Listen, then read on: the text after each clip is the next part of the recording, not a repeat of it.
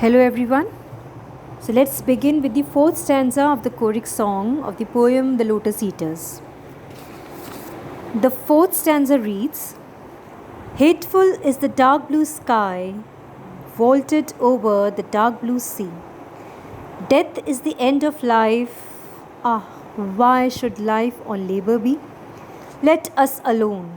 Time driveth onward fast, and in a little while our lips are dumb. Let us alone. What is it that will last?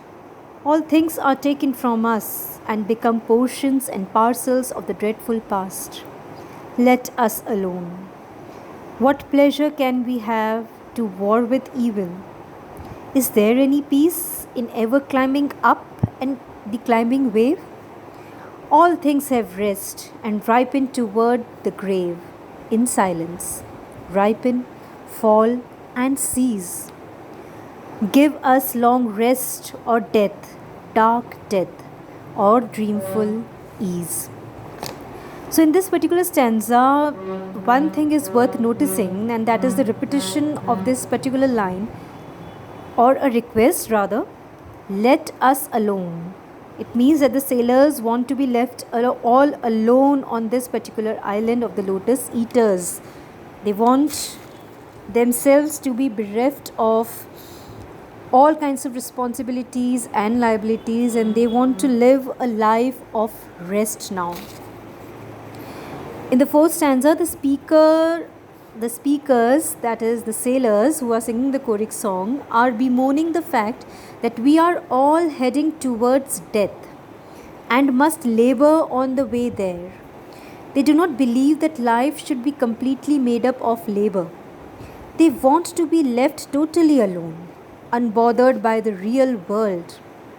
Their lives are moving very quickly, and death will soon approach.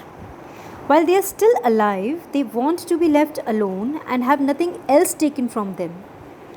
There is no point that they can see in fighting wars against evil, as there is no pleasure in it. Nothing in the world is going to last. So why to waste their time making dreadful memories? So by the end of the stanza, they have come to the conclusion that it is better to just die.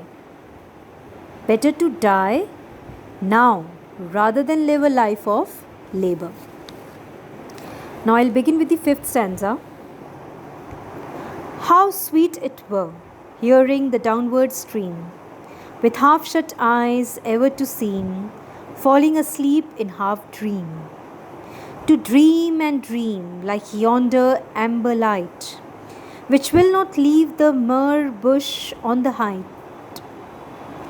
To hear each other's whispered speech, eating the lotus day by day.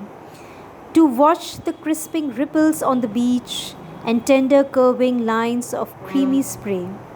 To lend our hearts and spirits wholly to the influence of mild-minded melancholy. To muse and brood and live again in memory with those old faces of our infancy. Heaped over with a mound of grass, 2 handfuls of white dust shut in an urn of brass.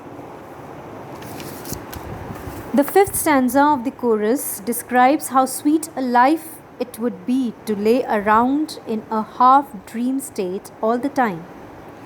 The speakers are seeing all of the good parts of a completely simple life and none of the bad parts of idleness. The men are dreaming here of a life in which they can hear each other's whispered speech, while they are laying around, eating the lotus day by day. That is the only task which they have to complete, and the more they eat, the more satisfied with their situation they will become. The men will watch crisping ripples or waves washing up on the beach and admire the curving lines of the spray which it creates. They will commit their bodies, hearts and spirits to melancholy and spend the rest of time brooding over memories of the past. They will remember all those that have passed away since they were born and that are now buried under a mound of grass or cremated and shut up in an urn of brass. They will not be bothered by death, though they will know they are living the best possible version of their lives here on this island of the lotus eaters, this island of rest, this island of solace, this island of peace. Now let's begin with the sixth stanza of this poem, particularly the choric song, the second part of this poem. Dear is the memory of our wedded lives, and dear the last embraces of our wives, and their warm tears. But all hath suffered change, for surely now our household hearths are cold. Our sons inherit us, our looks are strange, and we should come like ghosts to trouble joy. Or else the island princes overbold have eat our substance, and the minstrel sings before them of the 10 years' war in Troy, and our great deeds as half forgotten things. Is there confusion in the little isle? Let what is broken so remain. The gods are hard to reconcile. It is hard to settle order once again. There is confusion worse than death. Trouble on trouble, pain on pain, long labor unto aged breath. So tasks so to hearts worn out by many wars, and eyes grown dim with gazing on the pilot stars. The men continue saying that they will not forget their past lives. Their wedded lives will remain dear to them, as will the last moments they spent with their wives. They are not going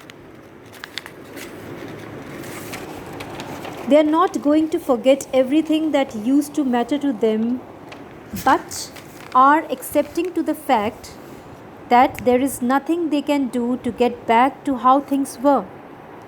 Their households are probably cold, they say, and their sons, all grown up till now, having inherited their father's looks. If they did return, they would bring nothing but trouble to the home, to their family, to their loved ones. They have been gone for so long that they do not believe things would ever go back to the way they were. So they realize that even if they return to their homes, they won't be welcomed there, because things must have changed over the years. Or they state, things could not have gone so peacefully at home. While they were fighting in Troy for 10 years, island princes could have been overbold and taken over their homes.